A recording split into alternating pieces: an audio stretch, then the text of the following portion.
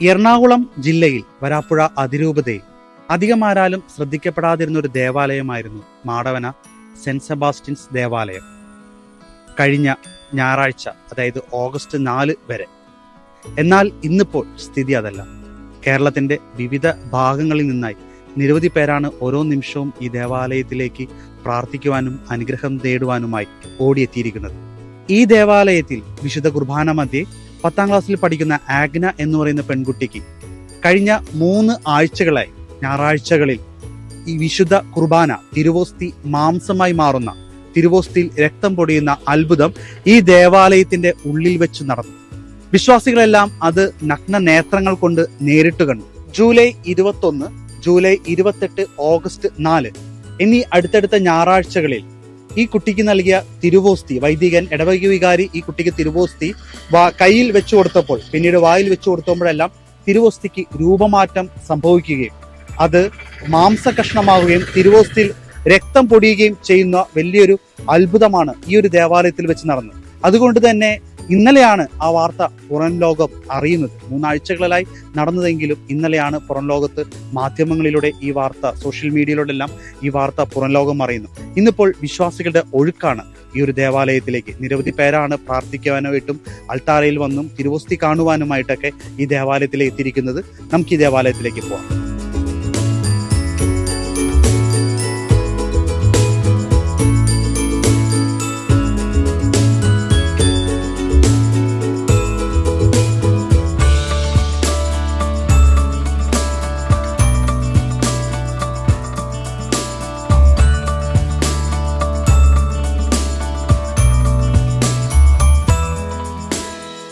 എവിടെന്നാ വരുന്നത്? ചിറ്റൂർ.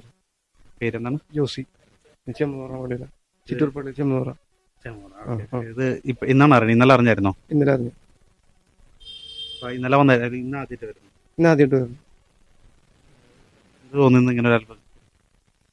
അത് ദൈവ ഒരു കൃപ ആയിട്ടുള്ള സംഭവം മനസ്സിലായി. വന്നിട്ടുണ്ടോ ഈ പള്ളിക്ക്? ഇല്ല, വന്നിട്ടില്ല. ആദ്യമായിട്ടാണ്. നമ്മുടെ ഇവിടുത്തെ വികാരിച്ച് നമ്മളൊരു ചിറ്റൂരിൽ നിന്ന് തന്നെ ഉണ്ട്. 2 പേര് മൈക്കുന്നു അറിഞ്ഞിട്ട് വന്നു. ഇന്നലെയാണ് അറിഞ്ഞു. ഇന്നലെ അറിഞ്ഞു. വരണമെന്ന് ആഗ്രഹം ഉണ്ടായിരുന്നു. വരുന്ന ആഗ്രഹമുണ്ട്. ആദ്യമായിട്ടാണ് ഈ പള്ളിക്ക്? ആദ്യമായിട്ട്. അത്ഭുതത്തെ കുറിച്ച് എന്താ പറയുന്നത്? നല്ലത് തന്നെ.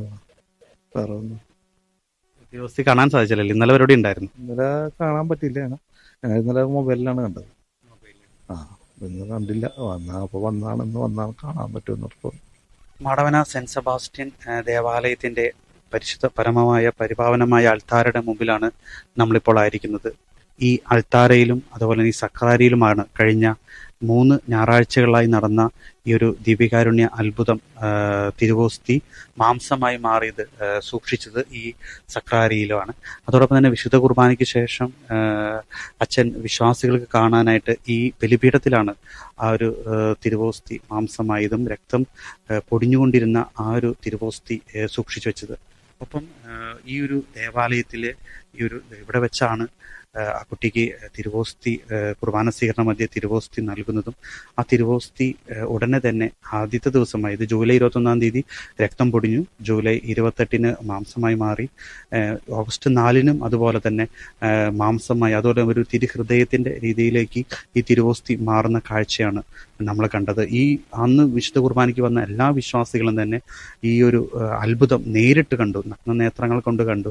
ഒരുപക്ഷെ ഇറ്റലിയിലും മറ്റെല്ലാം നടക്കുന്ന അത്ഭുതങ്ങളെല്ലാം നമ്മൾ പലപ്പോഴും വീഡിയോ വഴിയാണ് കണ്ടിട്ടുള്ളത്, ഫോട്ടോ വഴിയാണ് കണ്ടിട്ടുള്ളത്. പക്ഷെ ഇവിടുത്തെ വിശ്വാസികളെ സംബന്ധിച്ചിടത്തോളം അത് നേരിട്ട് കണ്ടു. തീർച്ചയായിട്ടും അതിൻ്റെ ഒരു ആശ്ചര്യത്തിലും അതിൻ്റെ ഒരു പകപ്പിലും പ്രാർത്ഥനയിലുമാണ് ഇപ്പോൾ ഈ വിശ്വാസികൾ. മാത്രമല്ല ഇവിടേക്ക് വിശ്വാസികളുടെ ഒഴുക്കാണ് ഇപ്പോൾ നമ്മൾ കാണുന്നത്. പേരെന്താണ്? എൻ്റെ പേര് ഇന്നസെന്റ്. എവിടെ നിന്നാണ്? ഞാൻ Thomas saint Thomas church Thomas. സ്ഥലം? മരട്.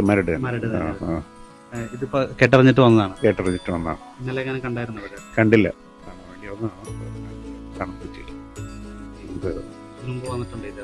ഈ ദേവാലയത്തില് വന്നിട്ടില്ല, ഇതിലൂടെ പോകാറുണ്ട്.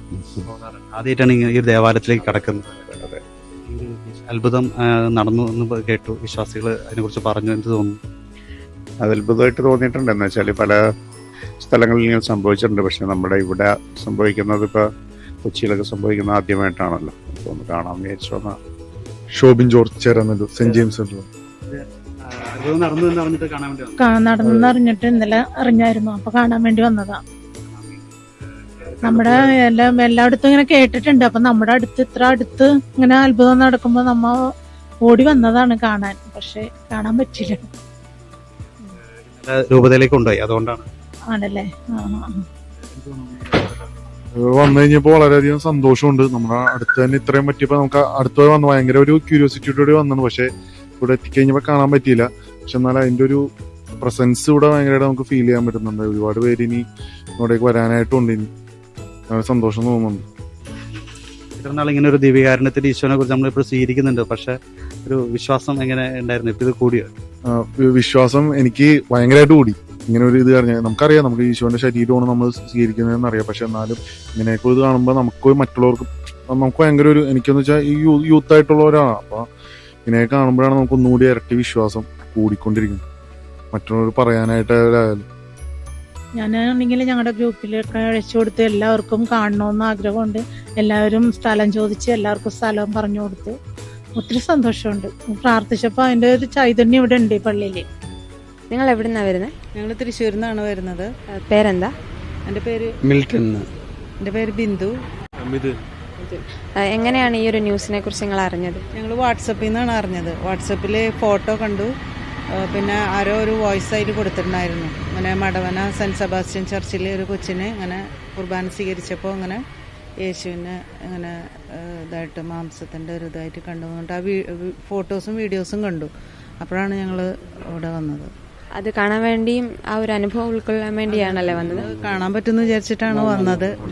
എന്നുവെച്ചാൽ എനിക്ക് ശരിക്കും കണ്ടപ്പോൾ തന്നെ എനിക്കൊരു ഒറിജിനൽ ഫീലിംഗ് തോന്നി. അത് ആ കണ്ട നിമിഷം തന്നെ എനിക്ക് തോന്നി അത് സംതിങ് എന്താ വെച്ചാൽ അതിൽ എന്തൊരു വ്യത്യാസം ഉണ്ടെന്നുള്ളത് എനിക്ക് തോന്നി. അപ്പോൾ ഞാൻ പറഞ്ഞു എന്തിനേലും നമുക്ക് ഇത് കണ്ടിട്ട് തന്നെ പോകണം എന്നുള്ളത്. അപ്പോൾ അങ്ങനെയാണ് ഞങ്ങളിവിടെ വന്നത്. അതിനുവേണ്ടി നിങ്ങൾ തൃശ്ശൂരിൽ നിന്ന് എറണാകുളം വരെ വന്നു? അതെ അതെ. നിങ്ങളിവിടെ വന്നു കഴിഞ്ഞപ്പം വേറൊരു അന്തരീക്ഷമാണ്, കുറേ ആൾക്കാർ വരുന്നുണ്ട്, ദിവ്യകാരുണ്യ, ഭക്തി, ആരാധന എല്ലാം ഇവിടെ ഉണ്ട്. ഇവിടെ വന്നു കഴിഞ്ഞപ്പോൾ എന്താണ് സ്പെഷ്യലായിട്ട് തോന്നുന്നത്? സ്പെഷ്യലായി തോന്നിയതെന്ന് വെച്ചാൽ ഇവിടെ ഒരു അച്ഛൻ അവിടെ ഇരുന്ന് കൊന്തെത്തിക്കുന്നുണ്ട്. അപ്പോൾ അച്ഛനോട് സംസാരിക്കുന്ന ആഗ്രഹം ഉണ്ടായിരുന്നു. പക്ഷെ അച്ഛൻ അവിടെ ഇരുന്നിട്ട് വളരെയധികം തീവ്രമായി പ്രാർത്ഥിക്കുന്നത് കാണുമ്പോൾ നമുക്ക് തന്നെ അവിടെ ചെന്നിട്ട് മുട്ടുത്തി പ്രാർത്ഥിച്ച് ഞങ്ങൾ ഇങ്ങോട്ട് തിരിച്ച് ഇറങ്ങാൻ നിൽക്കുകയായിരുന്നു. അപ്പോഴാണ് നിങ്ങളെയൊക്കെ കണ്ടത്.